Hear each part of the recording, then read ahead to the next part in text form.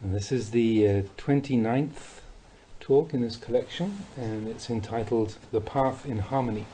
And this was originally published in the book A Taste of Freedom, and it's a composite of two talks given in England in 1979 and 1977 respectively.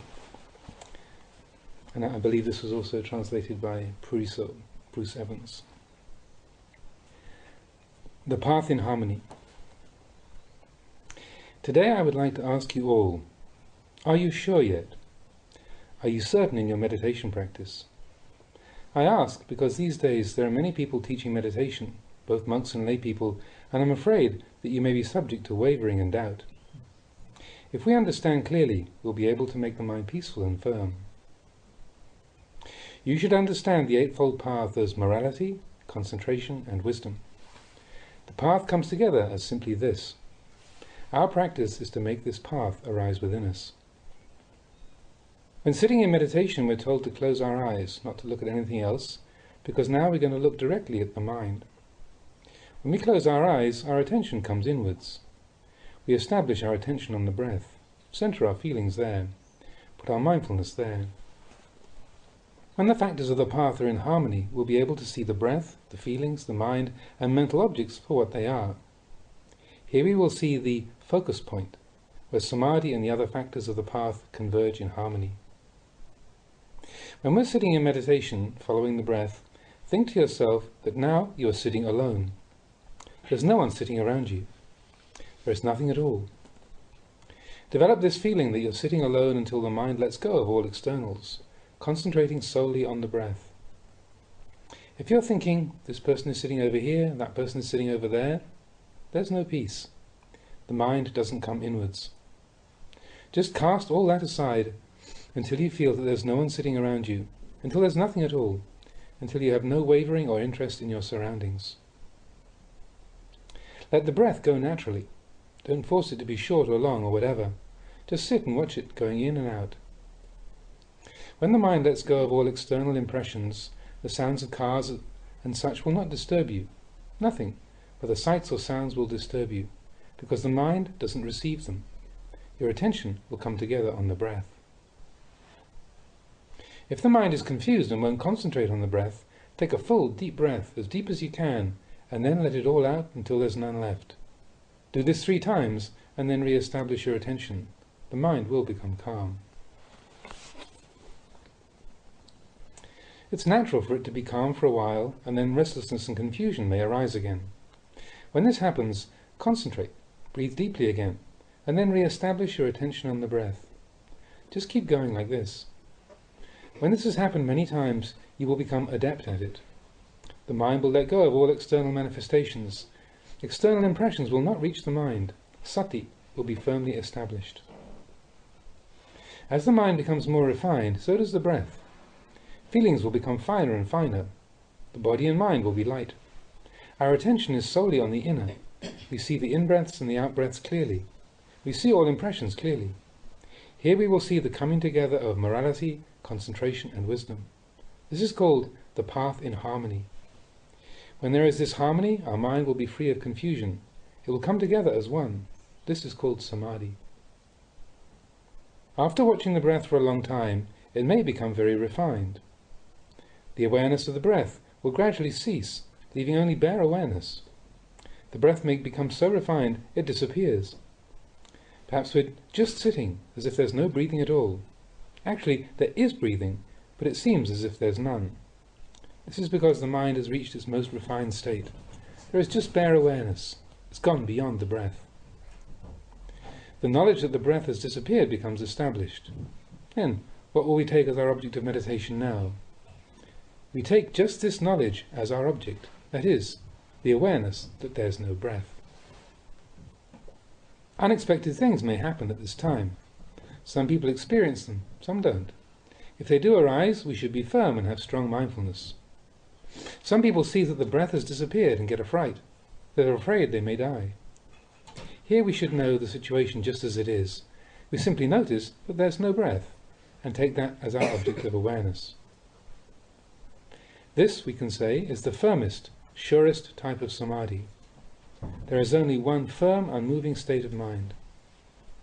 Perhaps the body will become so light as if there's no body at all. We feel like we're sitting in empty space, completely empty. Although this may seem very unusual, you should understand that there's nothing to worry about. Firmly establish your mind like this. When the mind is firmly unified, having no sense impressions to disturb it, one can remain in that state for any length of time. There'll be no painful feelings to disturb us. When Samadhi has reached this level, we can leave it when we choose. But if we come out of this Samadhi, we do so comfortably, not because we've become bored or tired with it. We come out because we've had enough for now. We feel at ease. We've no problems at all. If we can develop this type of Samadhi, then if we sit, say, 30 minutes or an hour, the mind will be cool and calm for many days. When the mind is cool and calm like this, it is clean. Whatever we experience, the mind will take up and investigate. This is a fruit of Samadhi. Morality has one function, concentration has another function, and wisdom another. These factors are like a cycle. We can see them all within the peaceful mind.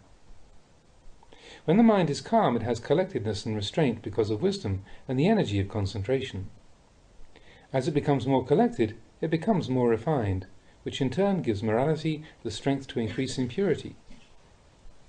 As our morality becomes purer, this will help in the development of concentration. When concentration is firmly established, it helps in the arising of wisdom. Morality, concentration, and wisdom help each other. They are interrelated like this. In the end, the path becomes one and functions at all times. We should look after the strength which arises from the path, because it is the strength which leads to insight and wisdom. On the dangers of Samadhi. Samadhi is capable of bringing much harm or much benefit to the meditator. You can't say it brings only one or the other. For one who has no wisdom, it's harmful. But for one who has wisdom, it can bring real benefit. It can lead to insight. That which can possibly be harmful to the meditator is absorption samadhi, or jhana, the samadhi with deep, sustained calm. This samadhi brings great peace. When there's peace, there's happiness. When there's happiness, attachment and clinging to that happiness arise. The meditator doesn't want to contemplate anything else. He just wants to indulge in that pleasant feeling. When we've been practicing for a long time, we may become adept at entering this samadhi very quickly. As soon as we start to note our meditation object, the mind enters calm, and we don't want to come out to investigate anything. We just get stuck on that happiness. This is a danger to one who is practicing meditation. We must use upachara samadhi, that is, neighborhood or axis concentration, before jhana. Here we enter calm, and then, when the mind is sufficiently calm, we come out and look at outer activity. Outer activity here refers to all manner of sense impressions. It's used in contrast to inner activity of absorption samadhi, where the mind does not go out to external sense impressions. Looking at the outside with a calm mind gives rise to wisdom. This is hard to understand because it's almost like ordinary thinking and imagining. When thinking is there, we may think the mind isn't peaceful, but actually that thinking is taking place within the calm. There is contemplation, but it doesn't disturb the calm. We may bring thinking up in order to contemplate it. Here we take up thinking to investigate it. It's not that we are aimlessly thinking or guessing away. It's something that arises from a peaceful mind.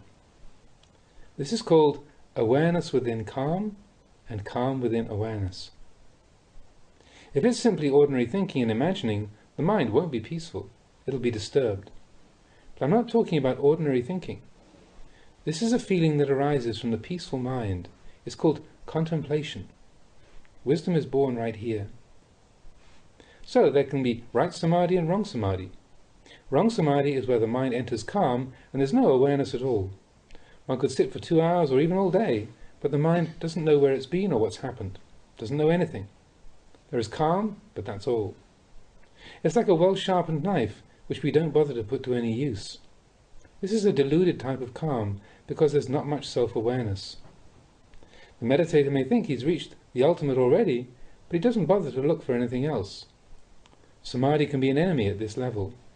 Wisdom cannot arise, because there's no awareness of right and wrong.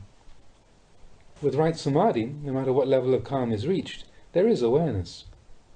There is full mindfulness and clear comprehension. This is the samadhi which can give rise to wisdom.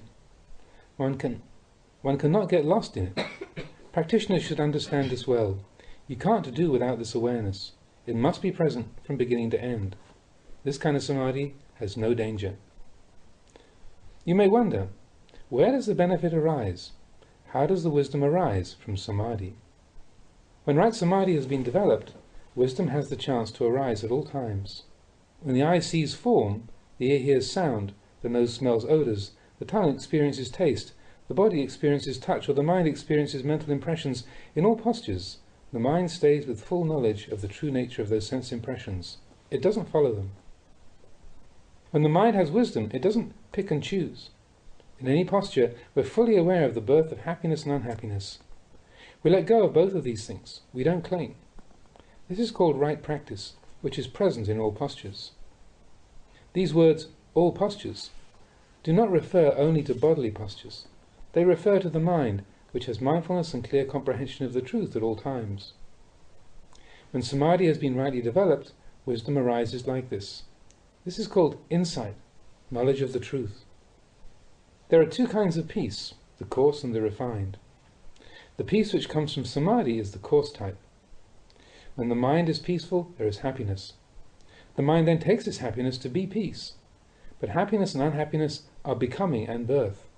There is no escape from samsara here because we still cling to them. So, happiness is not peace. Peace is not happiness.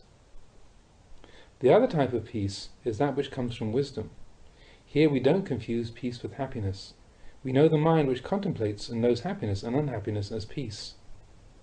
The peace which arises from wisdom is not happiness, but is that which sees the truth of both happiness and unhappiness. Clinging to those states does not arise. The mind rises above them. This is the true goal of all Buddhist practice.